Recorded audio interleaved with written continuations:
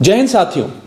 यह सच्चाई है कि आप दोस्त बदल सकते हैं मगर अपना पड़ोसी नहीं, और अगर पड़ोसी पाकिस्तान जैसा हो तो उसे ठीक करने के लिए कठोर दंड देना हमारा पहला कर्तव्य है।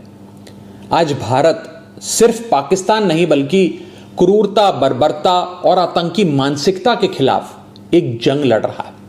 हमारी सेना जिस अद्भुत वीरता और शौर्य से लड़ रही है उससे साफ है कि इस बार आतंकवाद का खात्मा होकर रहेगा।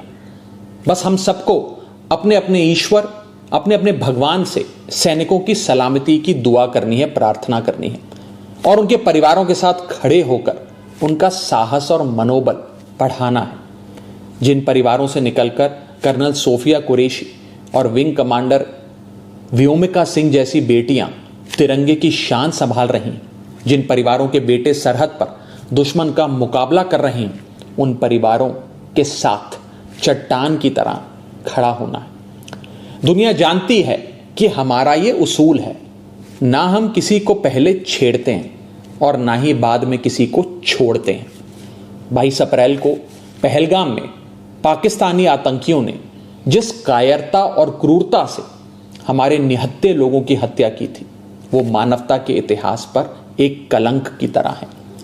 सो हमने भी अपने बहनों के सिंदूर का बदला ऑपरेशन सिंदूर की पहली इंस्टॉलमेंट से ले लिया, मगर पाकिस्तान अपनी गलती मानने की बजाय भारत को ही आंख दिखाने लगा। उसने अपनी गलती स्वीकारने की जगह सीमा पर हमारे बेकसूर नागरिकों को और बच्चों को निशाना बनाने का आपराधिक प्रयास किया। वो भूल गया कि भारत जहां बुद्ध की धरती है, वहां अर्जुन और भीम जैसे महान योद्धाओं की भी। भारत अगर गांधी का वंशज है तो भगत सिंह और चंद्रशेखर आजाद जैसे वीरों का भी। और इसलिए अब भारत की तीनों सेनाएं पूरी ताकत से बता रही हैं कि भारत पाकिस्तान का बाप है और बाप बाप होता है। हमारी मिसाइलें, हमारे विमान पाकिस्तान की छाती पर गरज रहे हैं। हमारा एयर डिफेंस सिस्टम पाकिस्तान की मिसाइलों और ड्रोन्स को मच्छर की तरह मसल कर मार रहा है। जिन आतंकवादियों ने रहम की भीख मांग रही माताओं के सामने उनके कलेजे के टुकड़े को छीना था, जिन आतंकवादियों ने पुलवामा से लेकर उरी तक हमारे लोगों पर नापाक नजर डाली थी, जिन आतंकवादियों ने 2008 में मुंबई में हमारे सैकड़ों निहत्थों और बेकसूर लोगों की बलि ली थी, जिन आतंकवादियों ने 2001 में हमारे लोकतंत्र के मंदिर इंडियन पार्लियामेंट पर घिनौना हमला किया था, जिन आतंकवादियों ने 1993 में हमारी आर्थिक राजधानी मुंबई को सीरियल ब्लास्ट से दहला दिया था, हमारी सेना उन आतंकवादियों को और उनकी नफरत की मानसिकता को पूरी ताकत से दफनाने में जुटी है। बस हम सबको आपस में एक रहना है।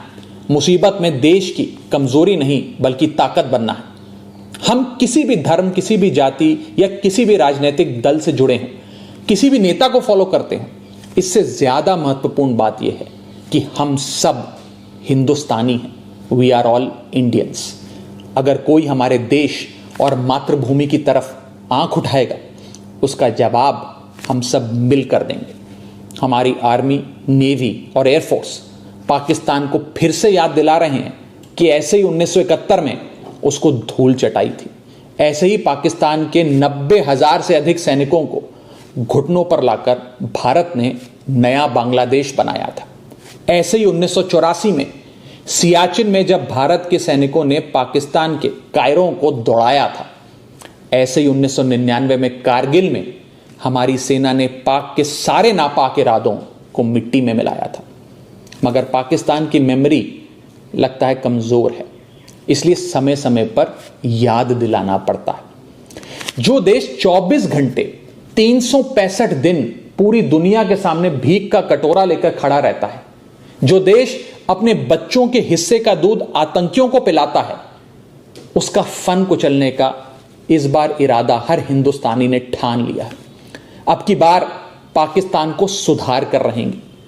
भारत पाकिस्तान को चुनौती और चेतावनी दे रहा है कि सुधर जाओ, वरना अब काशी से लेकर इस्लामाबाद तक बहेगी गंगा, रावलपिंडी में लहराएगा भारत का तिरंगा।